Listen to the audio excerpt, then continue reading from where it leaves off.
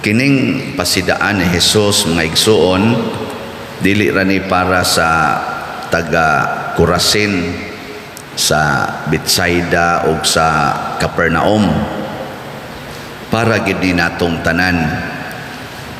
Kanabang ang gustos Ginoo nga kung makasinati ganitag mga grasya, milagro man or unsa diha natural nga kalampusan, ato gyung isipon nga kini pasidaan sa Ginoo nga naa siya, nga siya maayo, nga siya naghatag natog mga maayong butang. Nya kay naghatag magmaayong butang, ang ato sang response ngadto niya kinahanglan sad maayo. Pareha gud ninyo mga bana og asawa, ug maghimo og maayo, di man gyud maglisod man gyud mog dawat basta ang imong kauban sa kinabuhi maghimog dautan. Ikaw nagtinarong, siya magbinuang, bugat kay na. Mo na ang Ginoo naa siya'y warning na kamong nakadawat og mga grasya, labi na gyud mga milagro nya, dili lang gyapon magbuhat og maayo, sige lang gyapon pakasala. Di gyud ko maluoy ninyo nya ningong pag-isa diri pagka makalilisan, terrible, severe ang mahitabo sa mga tao nga siging dawat o grasya unya dili gyud maghinulsol sa mga sala. Kumusta man mo ron, napamoy sala wa na nga sige man mo simba dinhi, wa pagid ay kuan, wa pagid ay mohunong. Ang nakaapa nato, imbis mo repent, mo justify, mo defend, ato naman hinoong ingnon musabot ra ng Ginoo, kay sige gugug simba. Naingon ako 20 na katuig silang gatipon kay pulos mga minyo niya. Pagingulan ako, Pader, sige mamig simba, di lang may mga lawat musabot sa tingin Ginoo, Pader, kay nagbinuutan man mi, pero wa gyud sila magbuwag, tipon lang yapon sila, o mas like kasal. Naku, di na musabot ang Ginoo. Niingon pa gani siya, mas grabe pa hinoon ang silot unya ninyo. Kamo din hebe, musta man. Nayuban mo hangyo, Pader, blessingi ko kay mote ko o board exam. Kinsa man imong kuyog. Siya, ako imo ning bana, siya di Pader, kanang galib-in pa meron. Nako, nya bangayo ka gracias Ginoo aron mo pasar sa board exam. Nya kamo galib-in mo, di ka ba wow? Mangayo ka og kana ganing grasya para malampos ka. Nya ang imong kinabuhi gispend nimo sa yawa. Kalain sa nimo manulti Pader, anak nako. Di ba? Ako lang nang gisulti. Ay nangayo man kas Ginoo og grasya. Unya ang inyong kahimtang gapuyo man mo, supak mo nas Ginoo. Nya nganong imo man ang padayonon unsam day maing buhaton Pader, nako mayon ta mahagbong ka. Siya ayaw sad Pader, aksyon na siya hilak. Nya akong giingnan, nindot gyud ikaw Brad, ang inanton akong laki, holding hands ra bagid sila, kay sweet kay ba na ibog sa nun ko gamay ato man holding hands. Nya ingon ako, ikaw ayaw nigdadas impierno pagbuwag mo puyo, ayaw na mo pag sigig close o niya wa na sa ng sexual activity niya. Humandayon liho ka inyong kasal, mupasar man o ma-failure, liho ka ang inyong kasal aron na kung mupasar inigdawat ninyo sa grasya nga ni pasar sa board exam, nindot na sa inyong kahimtang. Ano ba? Kanang pahaom-haom ba? Ayaw na unya-unya, ayaw na ka ng mga buda-buda diha, ka ng mga unsa pa na diha, mga hikay-hikay. Ang importante, madawat ninyo ang sakramento. Maunay gitawag mga igsoon og paningkamot sa pagbiya sa sala. Kini si San Jeronimo, akong gibasa-basa sa Google, nindot kay karon no, kay mga santos ba pwede na to basahon lang kinabuhi dias Google. Di na ta kinahanglan mo adto pas library gawas og maghimo gitag extensive nga study. Pero kana mga basic ba nga background, na-impress ko kay kanina si Saint Jerome, palauyab sa day kay ni siya. Nya dili pag yun palauyab, natong batanon pa siya, bagas study pa siya sa philosophy, theology, bright kay ni siya. Ni-engage gid siya mga sexual activities. Kay mo may uso sa una. Karon uso pa ba na karon? Ni samo to. So mo na usos una, ni-engage po siya. Pero sa sige niyang study, labi na gid sa theology, nakaingon siya, na guilty siya maayo. So aron makabiya siya ato, giilisa niya og lain nga activity. Unsa may ang activity? Sige siya bisita kay ditong siya sa Roma, sige siya bisita aning mga kanibang mga lubong sa mga martyrs ba. Muadto gi siya ngadto sa lawom kanang wa nay kahayag kuno nga moabot. Nabitang kaysa una open man na ilang mga lubnganan, wa biya na electricity. Musuot siya ngadto sa ilawom, iyang kilid mga lubong, mga bukog ana adto siya dito na malandong ug nakaingon siya. Mao naman tingali ni ang kangit-ngit sa impyerno. Di ko gusto mo adtong impyerno Mao tong sige na siya basa sa Bible niya, basa sa lives of the saints, hangtod yun nga na in love na kay siya sa Ginoo o gibiyaan niya ang iyang dautan nga mga buhat. Mura bag iyang reparation og ni pagamit siya sa Ginoo, ang iyang lawas gipagamit niya sa Ginoo, ang iyang abilidad gipagamit niya sa Ginoo, gigamit gid siya sa Ginoo hangtod nga na himo siyang the only theologian nga naka-translate sa atong Bible ngadto sa kaning gitawag og standard language sa simbahan nga mao ang Latin. Ug gikan diha mibaha ang laing translation, mas nasabta na gyud maayo ang atong balaang kasulatan nga karon daghan na kay naglalis ana. Mga buangon sana sila nga naglalis na sila. Sala ba yan ang panaglalis, no? Amay lang ang tawag ka ng gitawag dialogue. Ka na yung mag-ininsultuhay na, ayaw. Ang uban pa hapit na lang magpinatyanay, tungod lang ang usa ka pulong sa Biblia. Marag, mga binuang na yun ba? Dili na nakinaiya sa tao nga nagsunod sa Ginoo. Sa atong unang pagbasa, gihisgutan din nga si Job, daghan kay siya gisulti ngadto sa Ginoo tungod sa mga kasakit nga iyang naagian.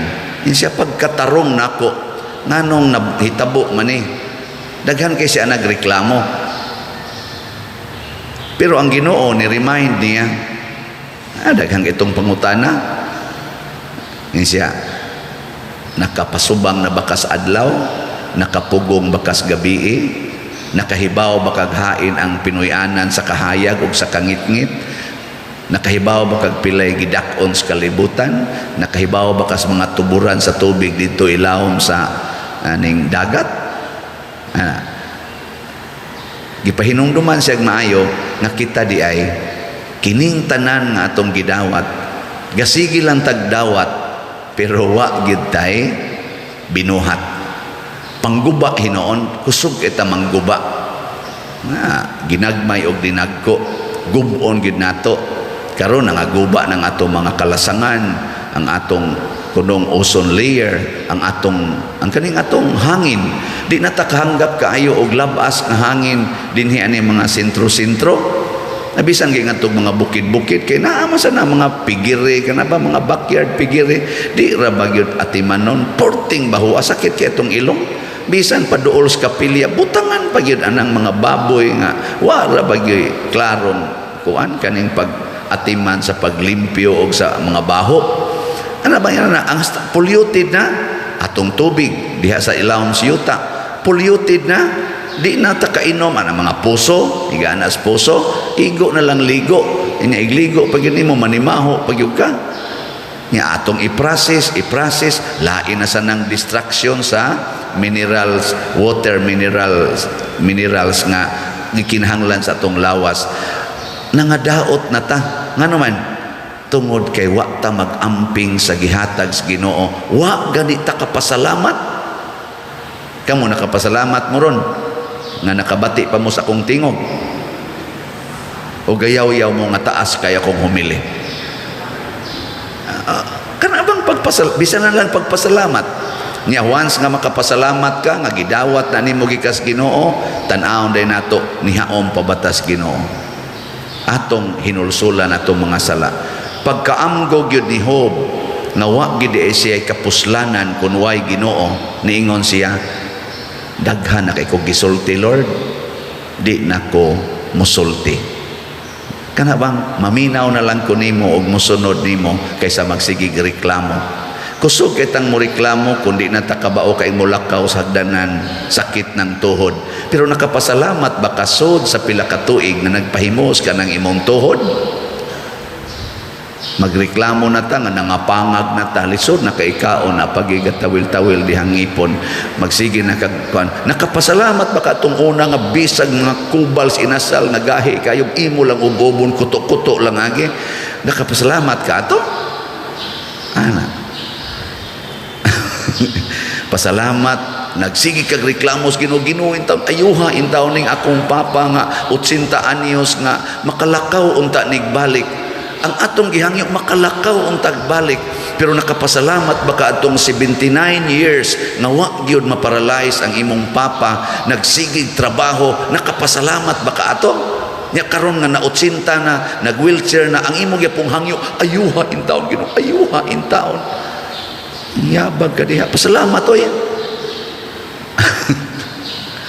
Ako na, sige kog hangyo sa Ginoo, mahurot unta ni kahalin ang salat. Unya karon gamay ra kay halin, gahapon 44 ray halin sa DOPS. Ana. Pero nakapasalamat ba ko atong minilyon nga niso dinhi nga nakapatukod aning atong renovation dinhi, nakapatukod sa kapilinya o uban pa, nakatabang sa ubang parokya nga niabot na arog hapit 120 million nga mga donations. Nakapasalamat ba ko? Magsige ra jud kog focus ani nganong 44 man ni slat na halin sa DOPS. Di ko kay og kamo sad og nakapasalamat san mo palit ra man gyud mo. Pero di mo magpasalamat, sige lang san mo ingon nga manabitaw kog palit. Ana, buangon ka. Kung mao na mingon sang Ginoo, manabitaw ti katagae, di na ti katagaan. Di ba? Sige kag inom anang tubig, ikaw ugma di na di ka mo inom. Manabita kag inom karon ugma kuhaan na ti kag tubig. Humanabita kag ginhawa karon ugma di na ti kapagginhawaon. Ana dayang Ginoo di ay. Hoy, tubag. Una, samtang napay baligyang slat, palit. Kaysa kuhaan unya kaniana. Usa na kapaagi sa pagpasalamat mo na si Saint Jerome, samtang naapay mahimo ang iyang hunahuna, sige gid siya himo sa mga butang nga gustos Ginoo. Mao na nga nakahimo siya translation, di paigo nga na-translate niya very wangyod kanang sana almost 100% ba nga nindot kay pagka-translate ang Bible nga nasabta na siya, gahimo pagit siya komentaris sa tanang bersikulo sa Bible gikan sa Old Testament hangtod sa New Testament, hangtod na matay siya. Iyag yung spent ang tanan, wa siya mingon manabit akong translate kadako na akong nabuhat, kapuyon pa jud ko nimo nagsigig pamalandong anang na ang kada bersikulo. Tanawan na ninyo kanang Jerome Commentaries, hapit jud kada bersikulo iyang gitagaan og translation. Kamo nag-translate mo bisag usa lang ka libro pananglitan kanang gibutang ni suway ninyo translate ha sa inyong kinabuhi, assignment ni Matthew chapter 5 verses 1 to 12. Assignment na ninyo. Ugma og makatranslate mo ana sa inyong kinabuhi, labi na gid Cebuano nga pinulungan. Ano nam sa nay Cebuano kana bang paghatag og komentary ba, paghatag og pamalandong sa matag bersikulo ana.